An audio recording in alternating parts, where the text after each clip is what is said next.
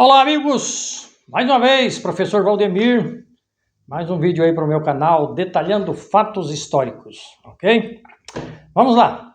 Hoje eu quero falar para você o seguinte: existe na Bíblia um meio de você descobrir qual é a data da volta de Jesus? Mesmo estudando profecias, os últimos acontecimentos, dá para saber qual é a data, dá para fazer um cálculo para saber a data exata da volta de Jesus, em que ano ele irá voltar?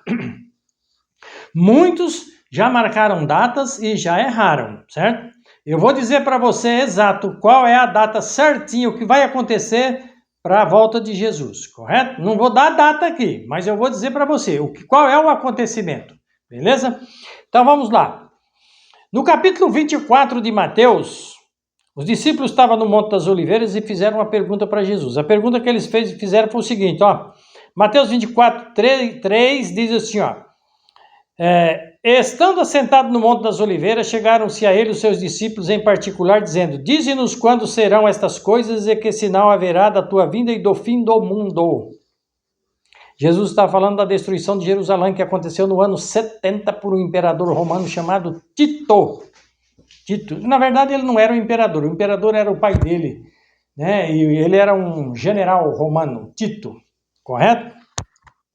Então, aí Jesus começou a explicar para eles. E no versículo 7 e 8 diz assim, ó: Porquanto se levantará nação contra nação, reino contra reino, e haverá fomes, pestes e terremotos em vários lugares. Aí você pode dizer assim, mas fome já teve, toda a vida teve. Peste, o que são pestes? São doenças, certo? E terremotos em vários lugares, correto? Qual foi a peste que matou mais gente no planeta Terra? Foi a gripe espanhola, no finalzinho de 1918. Eu tenho um vídeo aqui no meu canal que fala que matou até um presidente do Brasil, correto? Então veja o seguinte, a gripe espanhola matou mais de 50 milhões de pessoas em todo o mundo. Na Europa arrasou, correto? Então a Bíblia diz, fome, peste, guerras e terremotos, em vários lugares. Terremotos todo dia tem, né? Mas na época de Jesus não tinha igual tem hoje. E aí no versículo 8 ele diz assim, mas todas estas coisas são o princípio das dores. Veja bem, você já deve ter assistido sermão aí na sua igreja aí, que os líderes leem isso aqui e dizem assim, ó, nós estamos no fim. A Bíblia diz, quando vê essas coisas aqui, ó, fome, peste, guerras, terremotos, falsos profetas, dizem assim, todas essas coisas são o princípio de dores. Se essas coisas estiverem acontecendo, está no princípio, está no começo, e não está, então, não está no final. Tem gente já aí precipitado demais, já marcando datas, achando que o mundo já está nos seus últimos dias finais. Calma aí que a coisa não é bem assim não. Aí muitas pessoas dizem assim para você, mas o mundo só acaba para quem morre. Desde que meus pais, meus avós viveram, eles já falavam isso aí e tal. Você sabe como que a Bíblia chama essas pessoas? Chama de escarnecedores. Vou mostrar para você a passagem da Bíblia. Está aqui, ó. Pedro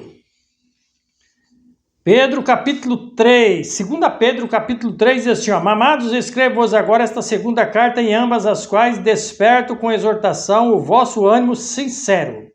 Veja o que Pedro vai falar agora. Para que vos lembreis da palavra que primeiramente foram ditas pelos santos profetas e do nosso mandamento como apóstolo do Senhor e Salvador. Correto? Olha o 3. Sabendo primeiro isto, que nos últimos dias virão escarnecedores andando segundo as suas próprias concupiscências. O que é isso? Desejo da carne, certo? Pessoas sem Deus na vida, falando aí, porque o mundo nunca acaba, Jesus nunca volta, Jesus colocou o povo aqui, esqueceu o povo aqui nesse mundo. Isso aí são escarnecedores, não vai na onda desse tipo de gente não, viu? Afasta desse tipo de gente. O verso 4 dizendo assim, essas pessoas estão dizendo, ó, onde está a promessa da sua vinda?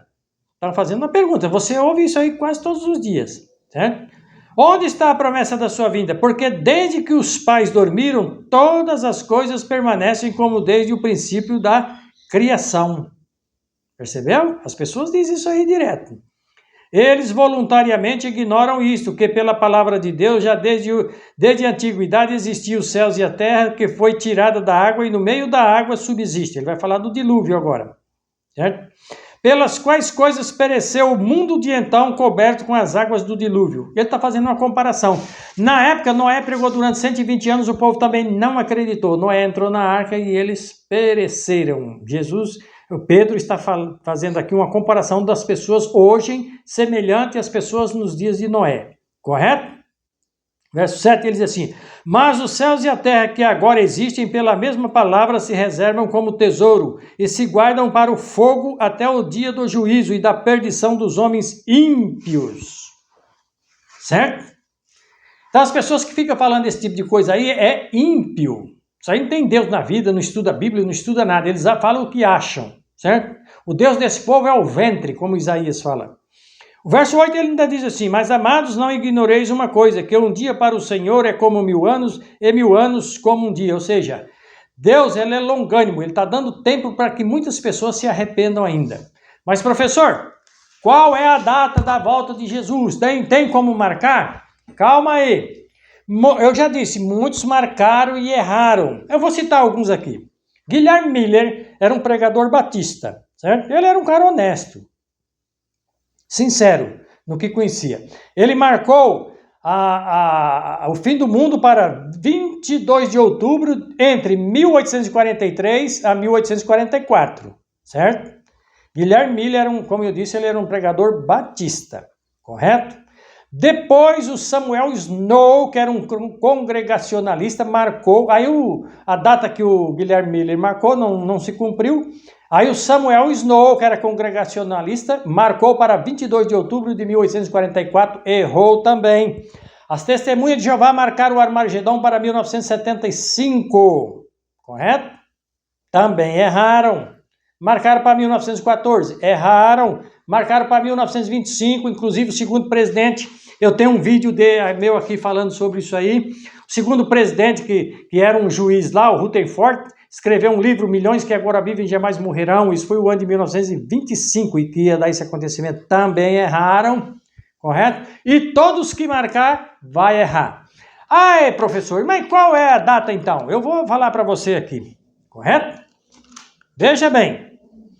Mateus 24, 36 diz assim, ó. Eu vou ler aqui o versículo 34. Em verdade vos digo que não passará esta geração sem que todas essas coisas aconteçam. Certo? Aí o verso 35. O céu e a terra passarão, mas as minhas palavras não hão de passar. Olha agora o versículo 36. Para você aí que acha que tem uma data exata aí para a volta de Jesus e você está acreditando em certas pessoas que estão marcando datas aí, presta bem atenção. Diz assim, ó, Jesus, quando esteve aqui na terra, ele falou: mas daquele dia e hora ninguém sabe, nem os anjos do céu, mas unicamente o Pai.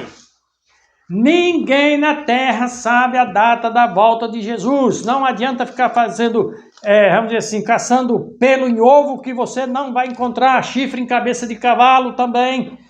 A data de Jesus aliás, a volta dele não tem uma data marcada. Homem nenhum na face da terra consegue prever uma data para a volta de Jesus. O que existe muito é especulação de líderes religiosos que não estudam a Bíblia e ficam colocando medo nos membros da igreja dele. Correto? Para conseguir os objetivos que eles querem. Mas as pessoas que ficam marcando data aí, esses líderes, esses pastores, o que é que acontece? Eles marcam a data, falam que é o fim do mundo, mas continuam comprando carro, terreno, mansões, certo? Vivendo no luxo deles.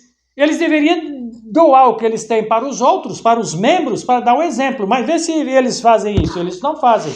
Então, todo aquele que marcar data é mentiroso. Ele não está falando a verdade, ele está faltando com a verdade, ele não sabe o que está falando e ele está enganando pessoas. Eu sempre falei e vou falar, existem pessoas que vão se perder com a Bíblia na mão dentro da própria igreja porque está acreditando em falsos profetas, ok?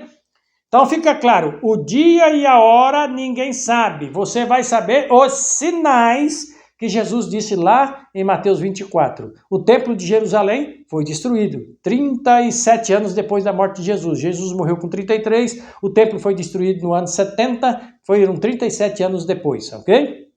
Beleza? Assista os outros vídeos meus aí que tem no canal aí que você vai ver. Espero você na próxima.